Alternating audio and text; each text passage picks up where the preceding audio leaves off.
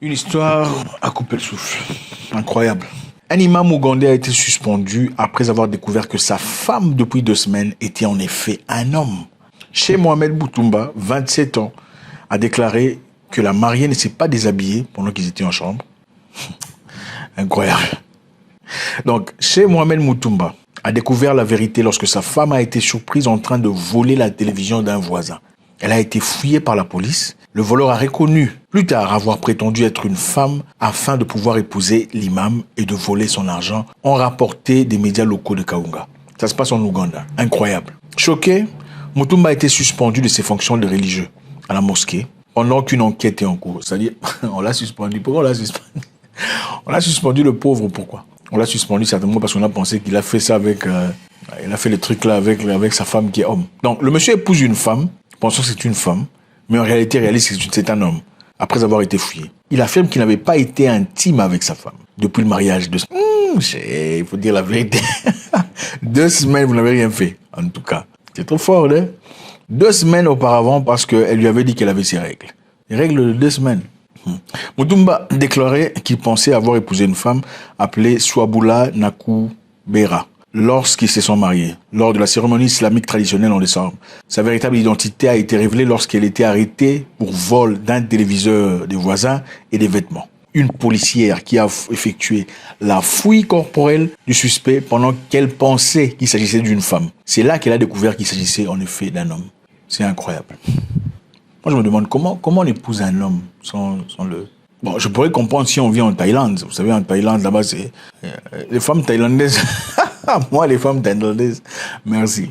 Elles peuvent être jolies depuis des années, hein, merci. Non. Parce que là-bas, on ne sait pas trop si c'est vraiment une...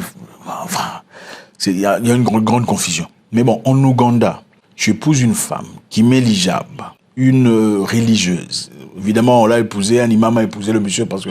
Enfin, épouser sa femme, c'est parce qu'apparemment, elle présentait des caractéristiques religieuses.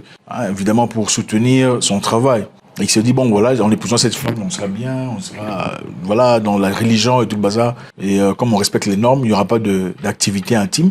On va se marier, ensuite on fondera une famille ensemble. Mais à la grande surprise, Boutoumba a été dévasté, comme on le dit, pour parler de l'incident, au besoin de conseils. Il est parti voir ses amis et collègues et ils ont déclaré qu'ils avaient également été dupés par l'imposteur. Donc les collègues étaient dupés par l'imposteur. Cette personne s'est tellement déguisée que personne ne l'a remarqué.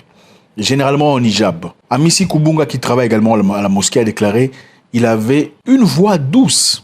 Une voix douce qui marchait comme une femme. C'était incroyable. Kibunga a également révélé que Boutoumba s'était plaint 4 jours avant le mariage de sa nouvelle épouse, qui refusait de se déshabiller pendant le sommeil. Donc la fille refusait de se déshabiller. Bon, je sais pas. Chez nos amis blancs, avant de se marier, généralement, il faut faire les trucs là.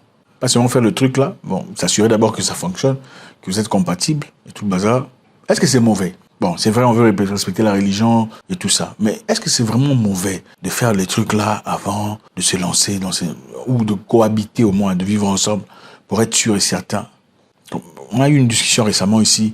Est-ce qu'il faudrait pas cohabiter avec quelqu'un pendant un temps? Parce que je sais qu'il y a des gens dans certaines communautés où les gens cohabitent d'abord. Bon, je citerai peut-être principalement en Afrique, je parlerai peut-être en certains pays anglophones, y compris l'Afrique du Sud, où les gens préfèrent cohabiter pendant un temps, vivre ensemble, se voir, manger, se voir aller aux toilettes. Bon, je comprends, hein, il y a beaucoup aussi qui pensent que ça sent les roses. Non, ça sent pas les roses, hein, là-bas, c'est compliqué. Donc, les gens aiment cohabiter, voir ses fautes, les défaillances. Ne serait-ce pas une bonne idée de le faire pour comprendre qui est la personne avec qui tu es, voir s'il y a une certaine compatibilité. Ou il y a un danger, évidemment, quand on fait cela, finalement, on ne retrouve peut-être pas ce qu'on veut vraiment. Parce que, bon, il faut dire, hein, quand tu es avec quelqu'un, vous vivez, vous cohabitez, vous vous laissez, parce que ça marche pas, tu vas chez une autre personne, même processus, ça ne marche pas, tu vas chez une autre personne. Finalement, tu t'y habitues, ça devient normal pour toi. Ça devient normal pour toi de vivre et cohabiter avec des gens, se laisser tomber, partir ailleurs. Parce qu'on dit généralement une personne qui a déjà, c'est déjà une forme de divorce, vous savez. Quand tu t'attaches à une personne, il y a ces hormones d'attachement qui se créent, l'ocytocine, et beaucoup d'autres choses. L'ocytocine se crée au travers de l'attachement, quand on aime quelqu'un pour de vrai. Et quand vous brisez ça, votre corps est en incapacité de reproduire le même montant d'ocytocine qu'avant. C'est scientifique. C'est pourquoi on vous dit des gens qui ont changé beaucoup trop de partenaires ont du mal à avoir une relation stable, qui continue, une relation permanente. C'est impossible. Parce qu'ils ont perdu la capacité de produire l'ocytocine. Et aussi une personne, il faut le dire, qui a grandi dans un environnement où les gens ne sont pas vraiment ensemble pour longtemps.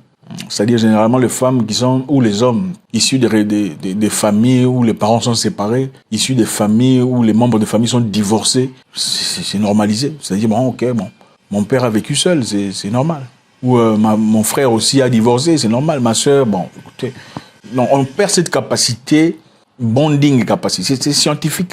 On trouve ça normal. Donc, est-ce que c'est nécessaire de vivre ensemble pour pouvoir se comprendre, se connaître, se respecter, savoir ses fautes, ses défaillances, pour éviter ce genre de situation? Bon, le pauvre monsieur ici, il a été démis de ses fonctions d'imam. Certainement, la personne qui a poussé cette histoire, non, il faut le démettre d'abord, il faut d'abord le suspendre pour investiguer. On essaie d'investiguer pour voir s'il a fait les trucs là ou pas.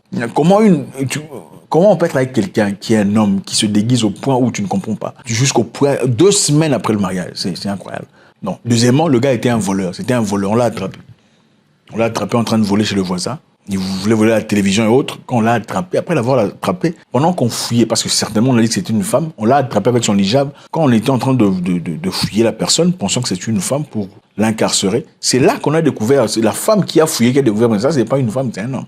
Et le mari a été choqué. Donc le monsieur a épousé, donc ils ont payé la dot. Je pense, à mon avis, il faut d'abord pas seulement jeter le monsieur en prison, comme on prévoit le faire. Pour ça, donc, en plus du vol, j'étais en prison pour escroquerie, pour vente de faux et advertising en faux. Et aussi, il faut jeter sa famille en prison, parce que sa famille était au courant quand ils sont partis payer cette dot. La famille savait que ce n'était pas une femme. On voulait escroquer le monsieur, ou bien la famille était complice, sachant que leur enfant sera chez l'imam. L'imam qui est businessman, il a de l'argent, permettra à ce qu'il vole bien l'imam pour partir. Mais vraiment, lui pensait pouvoir se marier à l'imam, sans que l'imam fasse les trucs là. C'est choquant et bouleversant. C'est ça. Qu'est-ce que vous en pensez? Est-ce qu'il faut rester à distance, ne pas se toucher, ne pas se connaître et entrer dans la pureté totale du mariage? On dit qu'en étant comme ça, généralement, plus on n'a pas connu beaucoup d'autres histoires dans le passé, on est prompt à garder ce qu'on a. On est prompt à rester fidèle et loyal à ce qu'on a. C'est une possibilité. Mais l'autre côté, c'est-à-dire que tu ne connais pas la personne avec qui tu es. Et si vous n'êtes pas compatible, bon, pourquoi vous n'êtes pas compatible? La seule raison pour laquelle on ne serait pas compatible, c'est parce que l'homme a traversé aussi beaucoup de choses. Il a changé. Si la femme n'a touché que rien, elle est venue là comme ça, sans rien. Si l'homme a changé et que vous n'êtes pas compatible, ça veut dire que c'est le monsieur le problème parce que c'est lui qui a changé. Mais si tous les deux venaient comme ça, l'homme n'a touché aucune femme, la femme n'a touché aucun homme, il n'y aura pas de problème d'incompatibilité parce que vous n'êtes que ce que vous connaissez, n'est-ce pas? Les gens restent dans les conditions qu'ils connaissent. Si vous ne connaissez que vous deux, il ne peut pas avoir incompatibilité. Incompatibilité existe parce qu'on a déjà connu autre chose. Vrai ou faux? Oui. Ah, lui, il est petit, l'autre, là, c'était grand. Pourquoi? Parce que tu as connu beaucoup d'autres choses. Voilà pourquoi c'est incompatible. Sur le plan intime, mais sur le plan comportemental, je pense qu'il peut y avoir incompatibilité. Parce que les enfants et les hommes viennent de différentes familles, différentes éducations. Le mariage aussi n'a pas le même sens pour tout le monde. Pour certaines personnes, se marier, c'est bon, se marier parce que voilà, tout ce monde s'est marié, mes copines sont mariées, moi aussi je dois me marier. Mais finalement, le mariage, si ça marche pas, nous on fuit. Parce que bon, c'est comme ça qu'on est habitué. On est habitué dans un environnement où les gens fuient, bon, on trouve ça normal. Il y a pour d'autres personnes, le mariage, c'est un truc pour lequel on se bat jusqu'à la fin de sa vie, puis en n'importe des conditions. Le pauvre Mutumba suspendu, je sais pas s'il a fait quoi, vraiment le pauvre.